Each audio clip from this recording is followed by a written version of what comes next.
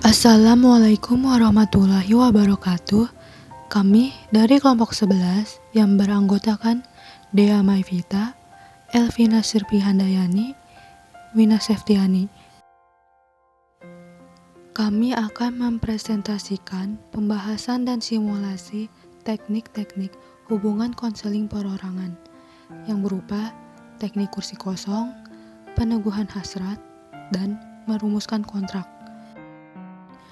Teknik kursi kosong yaitu teknik khusus dalam konseling yang dilakukan untuk mengubah tingkah laku klien dengan cara berkomunikasi dengan alat bantu kursi kosong. Secara umum, teknik ini hampir sama dengan pemberian contoh, di mana konselor memperlihatkan pola tingkah laku dan pola komunikasi yang sepantasnya. Teknik ini dimaksudkan untuk melatih klien berbicara secara wajar kepada orang lain dengan menggunakan kursi kosong sebagai media yang menampilkan orang ketiga sebagai tempat klien berbicara. Adapun tujuannya, yang pertama, mengatasi masalah klien yang menyangkut hubungan antar orang. Yang kedua, merubah tingkah laku dan cara komunikasi dengan menggunakan kursi kosong. Dan yang terakhir, klien mampu berkomunikasi dengan baik sehingga masalahnya terentaskan. Syarat demi kelancaran teknik kursi kosong, yang pertama, masalah klien telah dijelajahi, sehingga konselor mengetahui bahwa klien benar-benar perlu mempelajari cara berkomunikasi dengan orang lain. Yang kedua, masalah utama adalah hubungan antar orang atau dengan orang lain. Yang ketiga, hubungan yang tidak harmonis dan komunikasi yang tidak lancar. Yang keempat, klien tidak mengetahui cara untuk memulai pembicaraan. Dan yang kelima, klien menyadari bahwa perlunya latihan teknik kursi kosong. Dan yang terakhir, konselor harus memiliki keterampilan berkomunikasi dalam kadar yang sangat baik. Dalam pelaksanaan teknik kursi kosong, secara sistematis, konselor mengajak klien untuk membayangkan bahwa di kursi kosong itu, klien berhadapan langsung dengan seseorang untuk membicarakan sesuatu menyangkut dengan masalah yang dialami oleh klien. Tahap kursi kosong yang pertama ada tahap persiapan, di mana konselor menjelaskan pentingnya dilakukan teknik kursi kosong yang meliputi pengertian, tujuan, cara melakukannya guna membantu si klien. Yang kedua ada tahap pelaksanaan, menggunakan rincian kegiatan seperti yang pertama, konselor menyediakan kursi kosong. Yang kedua, konselor meminta klien untuk membayangkan orang lain atau lawan bicara klien di kursi kosong tersebut. Yang ketiga, konselor meminta klien membicarakan masalahnya kepada orang yang dibayangkannya itu. Dan yang keempat, konselor memberi penguatan dan perbaikan terhadap isi dan cara klien berkomunikasi. Bila perlu, menawarkan kepada klien pernyataan yang lebih baik untuk disampaikan selanjutnya. Yang kelima, konselor meminta klien membayangkan kira-kira tanggapan lawan bicaranya apa, lalu meminta tanggapan klien tentang tanggapan lawan bicaranya. Yang keenam, konselor meminta klien mengemukakan kemungkinan kemudahan dan hambatan yang mungkin ditemui klien saat melakukan usaha yang sesungguhnya, dan mengajak klien mengatasi hambatan apa yang akan terjadi atau ditemui. Dan yang terakhir ada tahap pengakhiran, di mana konselor membahas kontrak dengan klien tentang waktu dan tempat klien akan melakukan kegiatan yang telah dilatihkannya itu. Dalam kesempatan itu juga dibahas perlu atau tidaknya klien melaporkan hasil kegiatannya kepada konselor dan perlu atau tidaknya konseling lanjutan diadakan. Peneguhan hasrat, teknik yang dapat membuat klien mempunyai keinginan, keyakinan dan prinsip yang lebih kuat agar mau melakukan perubahan positif dalam dirinya. Dalam melakukan teknik peneguhan hasrat, konselor hendaknya memberikan perhatian sepenuhnya terhadap upaya peneguhan hasrat atau keinginan klien pada diri klien sendiri. Jika konselor menyia-nyiakan kesempatan untuk meneguhkan hasrat atau keinginan dalam diri klien, maka klien mungkin akan menimpahkan kesalahan pada konselor pada setiap kegagalan yang terjadi. Peneguhan hasrat atau keinginan untuk meyakinkan diri klien yang mudah atau nampak putus asa dalam menghadapi masalahnya. Tujuan peneguhan hasrat. 1. Mendapatkan apa yang menjadi pilihan klien yang sudah disepakati oleh konselor dalam memecahkan masalahnya. 2. Konselor memberikan perhatian penuh kepada klien agar klien mau bekerja keras mencapai tujuan yang telah ditetapkan. 3. Agar klien benar-benar mau mengerjakan keputusan-keputusan yang telah ditetapkannya dalam pemecahan masalahnya. Syarat-syarat teknik kursi kosong. Adanya keinginan klien yang untuk mengubah tingkah lakunya ke arah yang lebih positif. Klien telah mencapai pemahaman yang cukup mendalam dari masalah atau hal yang dihadapi. Klien telah mengetahui dan memilih tujuan yang ingin dicapai.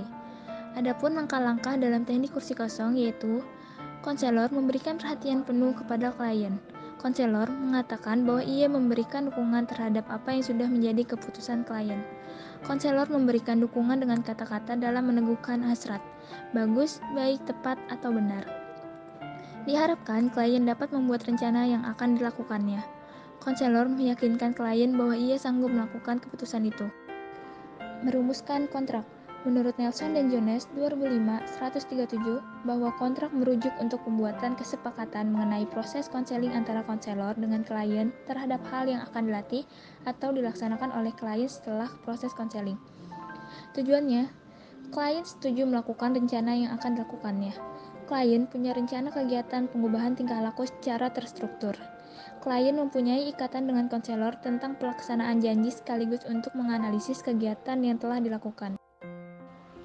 Isi kontrak yang dilakukan oleh konselor dan klien, antara lain, apa yang akan dilakukan klien setelah dikonseling, berapa kali klien harus melakukannya, kapan hasil kegiatan klien tersebut dibicarakan lagi bersama konselor. Syaratnya, 1. Jelas apa yang akan dilakukan. 2. Isinya sesuai dengan isi masalah klien. 3. Kontrak harus realistis dan sederhana. 4. Jelas peranan masing-masing, konselor dan klien. 5. Masalah waktu dan tempat. Penyusunan kontrak harus disusun dan disepakati bersama antara konselor dan kliennya. Apa yang tertulis dalam kontrak haruslah realistik dan sederhana, kemudian pelaksanaannya hendaknya membawa atau menimbulkan kepuasan bagi diri klien. Klien dapat menandatangani kontrak apabila diperlukan. Hasil kontrak dapat dilihat dari terrealisasikannya atau dilakukan atau tidaknya kontrak tersebut oleh klien dan konseling. Sekian presentasi dari kelompok kami. Terima kasih dan silakan disimak videonya. Assalamualaikum. Waalaikumsalam. Silakan masuk. Silakan duduk. Nama saya Dea Magita, saya selaku konselor hari ini. Mbaknya dengan Mbak siapa? Nama saya Alvina, panggil saja Vina. Baik, Mbak Vina, apakah sebelumnya sudah pernah melakukan konseling perorangan? Belum sih, ini baru pertama kali. Baik, sebelumnya saya akan menjelaskan konseling perorangan, yaitu layanan konselingnya dilakukan oleh seorang konselor untuk membantu mengataskan permasalahan seorang konseling. Jadi, apa permasalahan yang Mbak Vina sedang alami? Saya merasa stres karena masalah saya. Terlebih juga adanya tekanan dari orang tua saya. Mereka tidak pernah menanyakan seperti how's your day atau hal-hal sederhana lainnya. Jadi dari situ Mbak Vina merasa kesepian dan merasa bahwa kedua orang tua Mbak Vina tidak mengerti perasaan Mbak Vina alami. Ya betul, karena orang tua saya tidak pernah menanyakan perasaan atau keseharian saya. Jadi entah saya sedih atau bahagia, saya hanya memendamnya sendiri. Apakah tidak ada satu atau dua orang pun untuk dibagi cerita oleh Mbak Vina? Saya hanya menutupi semuanya dengan keceriaan saya, karena saya takut teman-teman saya terbebani dengan cerita saya. Jadi saya hanya memendamnya sendiri. Mbak Vina kan belum ingin membagikan ceritanya pada orang lain. Maka di dalam konseling ada namanya teknik kursi kosong, yaitu teknik permainan peran yang dilakukan konseling memerankan peran dirinya sendiri atau orang lain atau beberapa aspek kepribadian sendiri. Dibayangkan silakan duduk atau berada di kursi kosong. Bayangkan saja Mbak Vina sedang berhadapan dengan kedua orang tua Mbak Vina. Silakan ungkapkan apa yang ingin Mbak Vina katakan. Apakah bisa dilakukan sekarang? Baik, bisa. Saya merasa sangat sedih karena saya tidak memiliki teman cerita. Ketika saya memiliki masalah yang berat, saya merasa sangat sesak karena saya tidak sanggup dengan permasalahan itu. Juga saya ingin ibu dan bapak mengerti perasaan saya. Baik, apa sudah cukup? Sudah.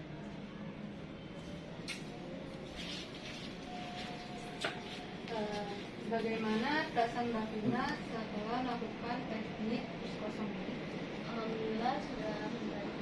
Apakah ada keinginan untuk mengungkapkan perasaan dan cerita untuk orang tua? Ya ada, saya ingin mengungkapkan semuanya kepada orang tua saya apa yang saya alami. Mbak Vina sudah ada keinginan untuk mengungkapkan perasaan untuk kedua orang tuanya apa yang Mbak Vina sedang alami. Maka konseling kali ini akan saya akhiri. Terima kasih sudah mempercayai saya. Terima kasih kembali Ibu sudah mendengarkan cerita saya. Saya mohon izin pamit. Baik.